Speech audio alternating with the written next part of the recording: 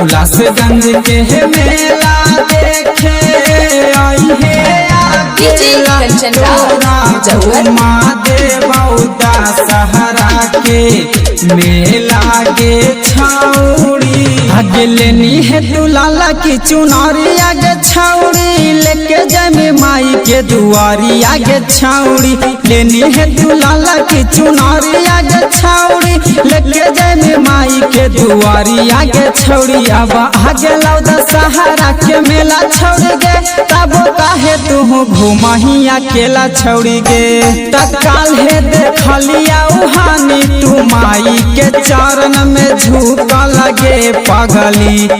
तोरा से दुर्गा माई काहे लहथुन रूस लगे पगली आगे झूठो के तू जाई के चुनारिया चढ़ाईनी रूसल हथुन माई नहीं भोगवा लगैनी एगो लाल रंग के लेली है फराक छौड़ी गे पूजा करे चले देहू हमरा साथ छौड़ी गे क्षमा की छौड़ी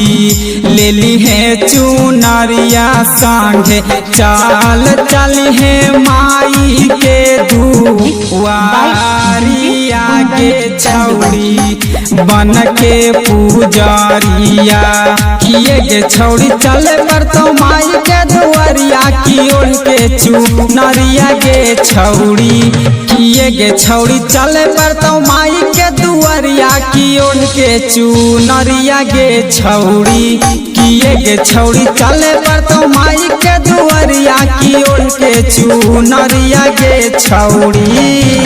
हुलासगंज के मेला देखे आई है अकेला तोरा घुमा देवौदा सहरा के मेला गे छौड़ी किए गे छौड़ी खई है तू चाट चौमनिया ले देबौ ना थुनिया गे छौड़ी किए गे छौड़ी खई है तू चाट चौमनिया ले देबौ ना थुनिया गे छौड़ी आशिक सोहराब नीतीश के चली है तू साथे मानत मांगली है दोनों हाथे जोड़ी गे छौड़ी की चंदन लगावाली है